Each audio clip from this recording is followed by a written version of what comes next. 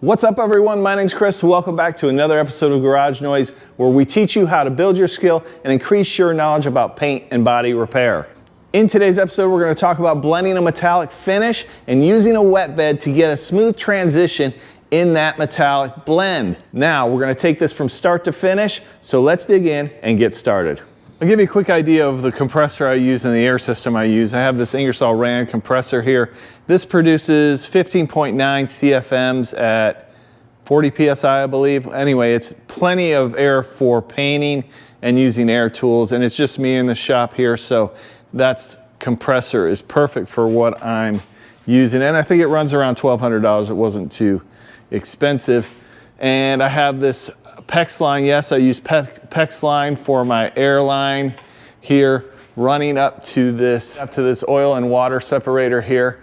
Now, these beads here, I change those before every paint job. It's real easy to change. In fact, I have to do it here, but I just disconnect this coupler here, and this has a collar here that you loosen up, and then you just replace these beads. So that's how I get some really clean air. I do have 2 drain valves here. I drain those before each paint job as well. So that's the system I use, and it seems to be working out really well. I've had this system for probably about 7 months now. I don't know as far as the durability of this compressor, but I know some other people that have had it and they haven't had any trouble with them. So we'll see, but I like it so far. It's got plenty of air. Unscrew this collar.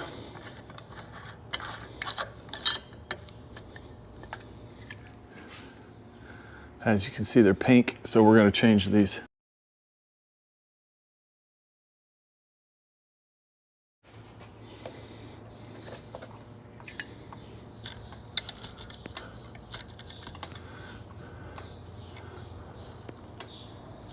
Quick and easy. Ready to go. Okay, so we have this 2006 Honda Accord that we did some repairs on. We replaced the door. We repaired some damage on the dog leg and the rear bumper cover. The next step is we're going to tape this off, and then we'll get into the painting process. Okay, so now I'm going to tape this off, and I always like to start on the inside with the doors open. Tape up the jambs first. You want to make sure all your panels are clean. You've cleaned them with wax and grease remover, removed any contaminants or oil, because your tape will not stick, and especially in the jambs. It gets a lot of oil and debris in there, so make sure they're clean. And then I'm using the soft edge foam tape, and I'm going around the edge of the jam, so when I shut the door on it, no overspray gets in those jambs, and we keep it a nice clean finish. I'll leave the links in the description to all the products and tools I use if it's something you're interested in. So before I shut the doors, I removed the weather stripping inside the doors, and I taped up that top edge of the door so it's easier to mask and I don't have to reopen these doors. That's the goal. That's the key. You want to tape off the jambs and then be able to shut the doors and not reopen them. So we're masking off the rocker because we're not painting the rocker, and I'm going to run plastic over this, and then I'm going to cut out the areas that are getting painted. Okay, so now we'll run tape around the edge of this plastic and secure it to the vehicle so we don't get any overspray blowing underneath it. Okay, so now we have this all masked off. I'm going to do a little blend right there. Now we're going to seal this, and I'm just going to use some 1K sealer. My goal is just to get it covered so it's a closer match to the original color and it's easier to cover with the paint. We'll probably seal over this primered area just a little bit. I don't want to get too far back into that quarter panel. Okay, so we're going to go ahead and wash this. I just got some wax and grease remover here. I'm using a microfiber cloth to wipe it down. We've already washed this once, but I'm going to start on the areas that are the original color, the painted areas, and then I'll work my way back to the primered areas and that. And we'll just get it nice and clean so it doesn't have any contamination on it and there's no reaction with the paint. So the reason I'm going to start with the unprimered areas is because I don't want to be dragging any contaminants or dust from the primered areas over those panels. Okay, so now let's go ahead and spray our sealer. Now, it's important Why sealer is important is basically you don't have to use as much paint to cover like this white. And my sealer is like a darker gray, so it's going to help with coverage. But the other reason and main reason when you're spraying metallics is you have all these little fine scratches here. And if you spray color over those scratches with a high metallic, sometimes those metallics can lay in those scratches funny. Create a modeling effect that makes the metallics lay funny and look funny under the clear coat. So by spraying that sealer over top of it, it's going to kind of fill those minor scratches, those really fine scratches that affect a high metallic paint. Okay, so now we're going to go ahead and spray the sealer. I'm just going to spray the door and the primered areas. I'm going to keep it as small area as possible. We're going to put our first coat on, just a medium coat. We're not going to put it on heavy by any means. In fact, I'll probably start out by dusting a light coat on and then hit it with a medium coat. This is beneficial because it doesn't allow that sealer to react when you put it on, when you put a dust coat on first.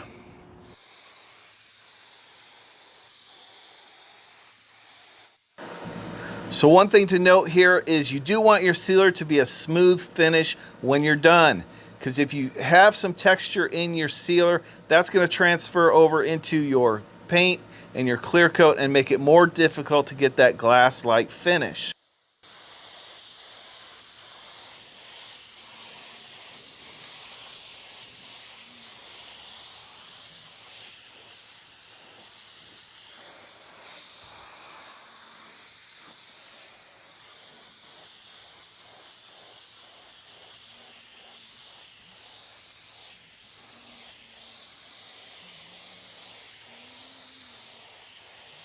While that sealer is flashing off, we're going to go ahead and mix up our binder. This is a straight binder, and that is what a wet bed is. A wet bed is straight binder, no color, no pigment in it. And what you do is you mix it up just like you mix up paint. This particular brand, Nason, is mixed up 2 to 1, 2 parts paint and 1 part reducer. So since this is straight binder, we're going to pour it in and mix it up just like paint. We're not going to need a ton of it. I'm going to mix up probably like 4 parts, and we're going to do each panel. We're going to do the entire panel that we're putting paint and clear over. So let's do that. Okay, so it's all mixed up. The reason we're spraying every panel, we have 4 panels here. We have the 2 doors, the quarter panel, and then part of the bumper. The reason we're spraying that entire panel is if there's any overspray from our blend, it's going to land in this binder, and those metallics it's going to help those metallics to lay flat. What happens when you get modeling in your base coat, what that is when a metallic will stand straight up rather than lay flat, and that gives it a modeling effect when you look at the panel, and after you've clear coated, there's nothing you can do. So what we do is we lay this wet bed down, and that gives it a good base for that metallic to lay flat in. So then when we go to apply our clear coat, it's a nice uniform metallic finish, a great transition between the blend and the old paint, and you're not going to be able to tell where that blend is. Okay, so we're going to go ahead and lay the wet bed on these panels, get every panel covered. You want to spray it just like paint, and you want to have enough binder on there. Don't skimp on the binder. Spray it like paint. You want it to be a smooth finish, and put it on. I would put it on just a little bit heavier. Today is a hot day that I'm spraying, so I've got my gun set to 3 turns out, so I'm putting a good amount of binder on these panels. And then the other thing you want to remember is the reason we're making a wet bed is so when we spray that metallic, the metallics lay flat in that wet bed. So we have to spray the paint on when the binder is wet. You don't want to let that binder flash and dry. So I already have my base coat mixed up here, and I'm just doing a quick switch over to my base coat, and now I'm going to start applying my paint, and I'll be blending into that door immediately. so I have that transition, a good transition into the old paint. So because it's so hot today, after I put the first coat on, it's pretty much immediately ready for another coat. So I'm just continuing to put my coats on, and that will help with that metallic laying flat as well. And not, when it's real hot, your paint tends to want to dry before it hits the panel, even sometimes if it's real hot. I am using a slow reducer, but I could have used an extra slow reducer here and it would have been perfectly fine. Actually, it would have been a lot better.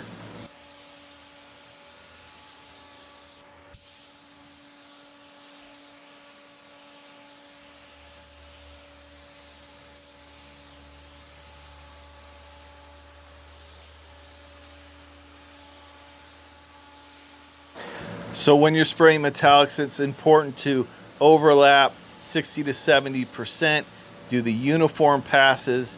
You want to stay the same distance from the panel, a consistent distance all the way down the panel, and a consistent speed. And that'll just give you, you want to do everything you can to get those metallics to lay uniformly, so you have a good transition in that blend.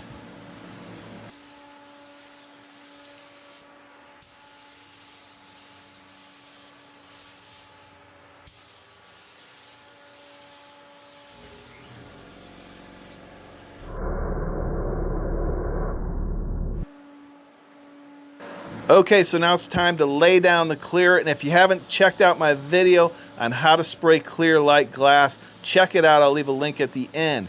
You want to make sure you're having consistent passes, overlapping 60 to 70%, having a consistent speed, and keeping your spray fan pattern parallel with that panel as much as possible. Now, it's a real hot day today, so I bumped up my volume on my gun to 3 turns out. I think by the end I have it at 3.5 turns out. So I'm putting down a lot of material on this panel so it can have time to flow out. When it's hot, that clear coat tends to dry much quicker, and sometimes it'll be drying before it hits the panel.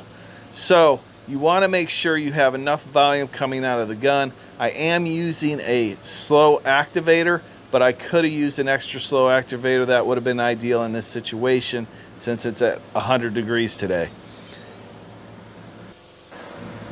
The gun I'm using today is the Sagola 3300 GTO. It's a really good gun. If you haven't checked out the review and demo on this gun, I will leave a card here for you to check that out. I'm also using the PPS disposable cup system. The clear I'm using today is the Valspar V Series Euro Clear. This is a high solids clear coat. It has great UV protection, and it flows out great, and it buffs beautifully. So I really like this clear. I don't have a link for this clear, but you can check it out. Valspar V Series clear coat. And there's a lot of good clears out there. You just have to experiment with what you like. If you find this content helpful, you can support the channel, and I'll tell you how you can do that.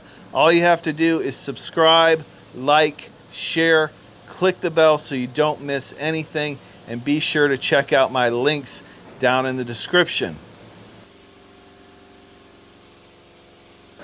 So you're going to see as I get down to the final coat of clear here, I'm going to be moving a lot slower. I'm really letting that clear flow out. I'm watching the clear to see how it's laying down and how my finished product is going to look.